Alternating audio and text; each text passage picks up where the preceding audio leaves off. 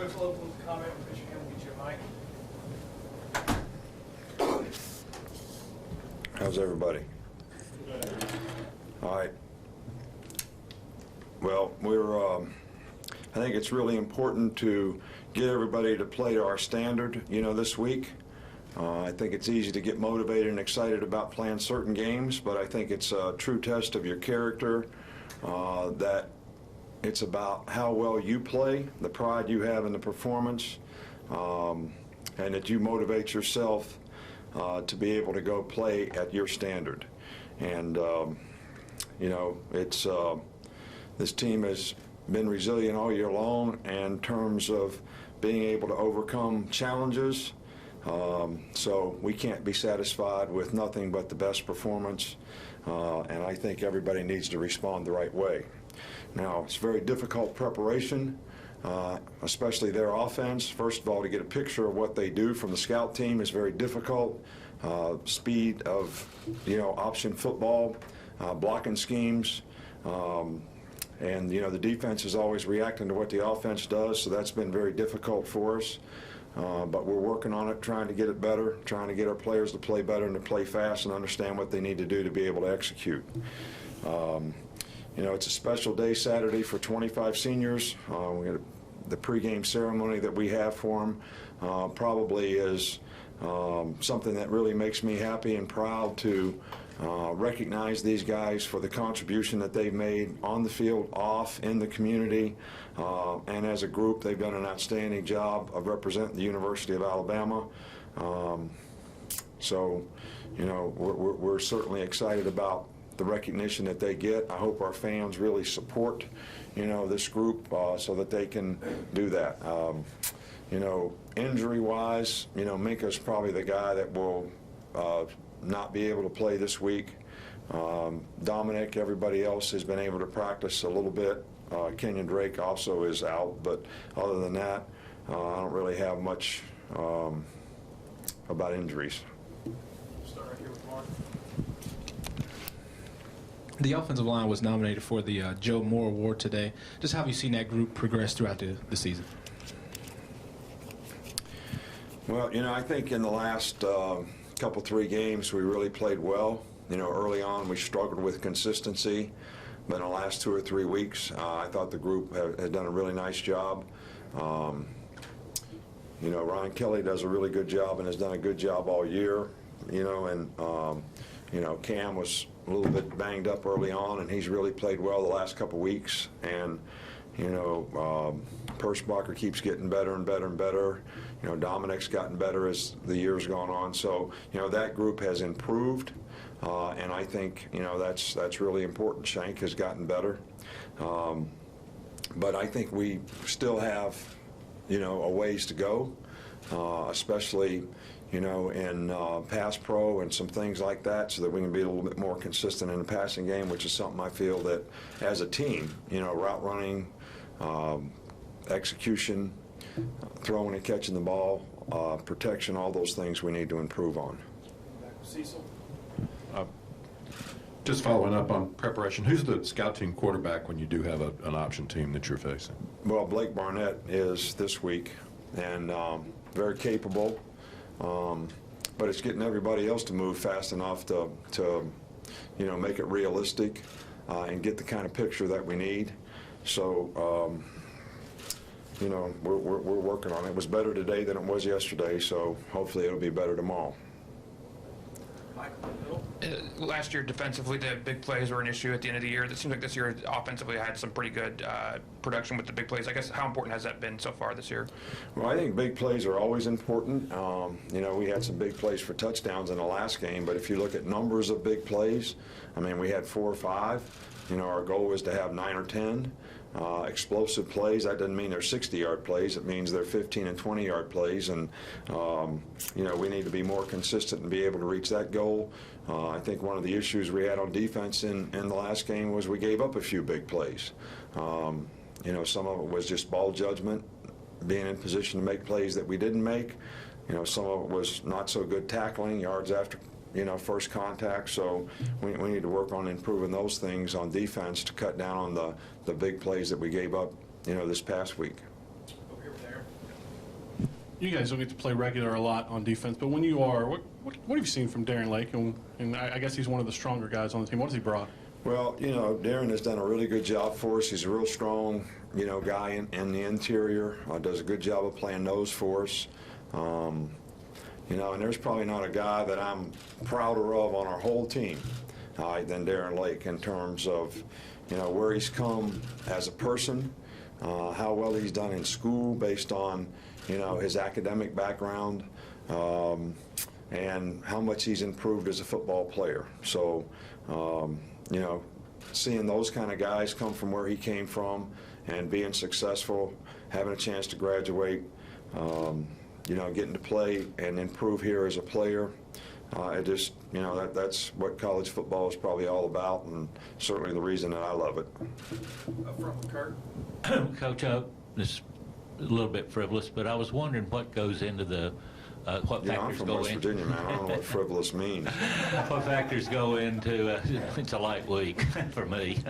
What factors go into your decision on a coin toss to start the game, and when do you make that? And is it game day because of the wind, or is it something you make a decision on earlier in the week, or do you just have a philosophy on it? Well, we always have a staff meeting early in the morning on Saturday before a game, and that's when the decision gets made. It gets thought a lot about before, that. Last year we took the ball almost every chance we got. This year, we've probably deferred more often than we've taken the ball, when we won the toss. Early on, when we took the ball early, we didn't start out very well. It's just, the one factor is always the wind. For me, I always want the wind in the fourth quarter if the wind's significant in the game. And, if you defer, you may not have the opportunity to do that, because in the second half you got to take the ball and they get to pick which way they kick. So, if that's the case, I'd rather start the game poorly and have a better chance to finish it with the win factor in your favor than to be the other way. We lost a championship when I was a coach at Toledo my first year. I probably told this story before. It was about a 40-mile-an-hour wind. We had a good offensive team. I can't remember exactly how it happened, but we couldn't get the win in the fourth quarter, and I didn't even think about it. All right, I was a first-year head coach.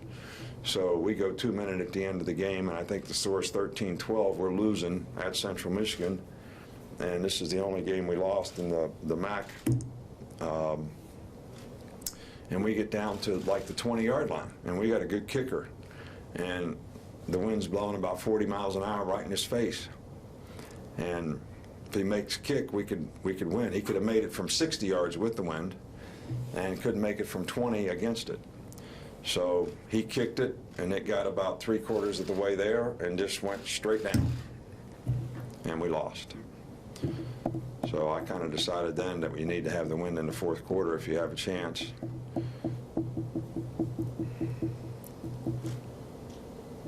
Back with John. Defensive line has done a lot this year in terms of getting pressure, stopping the run, etc. Just how important has Bo Davis been in terms of that group's production and also their development? Well, Bo does a good job. He's a really good coach. He's got a good relationship with his players. He does a good job of motivating the guys. And each one of those guys has played better each year they've been here, each year that he's worked with them. And, we've got some guys that have been playing for a while, and they're really playing well, so far this year. And hope they can keep improving and keep playing and keep having an impact on the game. Last two, Matt and Alex. And Nick, just in terms of their quarterback, obviously has some Division I or FBS experience playing at UAB. What have you seen from him? He's a very good player. He's a really good player, and he does a great job with their offense. And these teams that are typically the best teams in their division are really good teams. All right, and you all may be taking the week off, all right, this week, but I'm not. And a lot of people take a lot of things for granted, and I get asked questions like, well, how important is it for the young guys to get to play this week? Well, how the hell you know they're going to get to play? I mean, what makes you think that you can just assume that they're going to get to play? Because you're assuming that the other team is not very good? They do have a Division I quarterback. He plays like a Division I quarterback, and they're very, very productive on offense, and they do a great job of executing what they do. And if we don't play good against them, you all don't remember the Georgia Southern game, do you?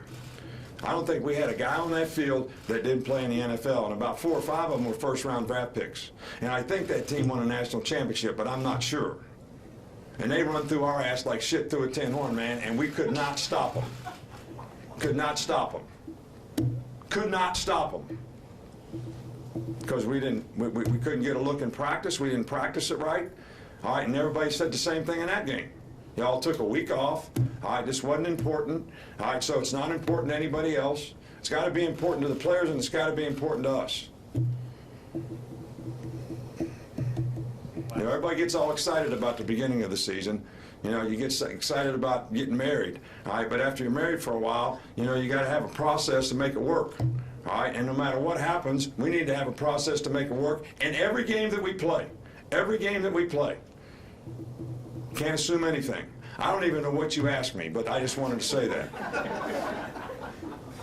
Did anybody see that game? You saw that game? Yeah. I think we've given up like 300 yards rushing the whole season in 10 games.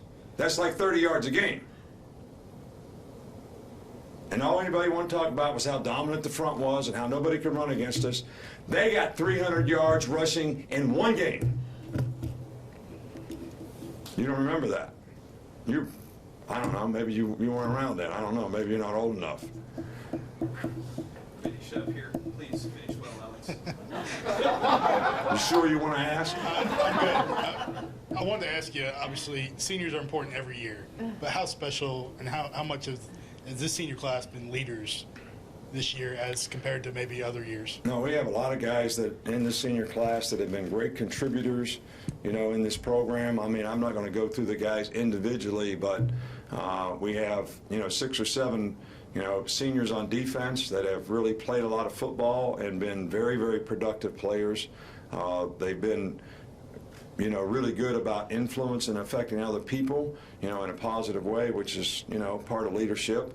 You know, we got some guys on offense, not as many seniors on offense, but certainly the guys that are seniors have done a fabulous job for us and played a lot of really, really good football. So I just, you know, feel bad that Kenyon Drake, who has been a guy that's, you know, come a long ways around here in a lot of ways and is a really good football player, is not going to be able to play in his last game, you know, in Bryant-Denny Stadium. Thanks, Coach. All right, thank you. Can you bleep that one thing out of there?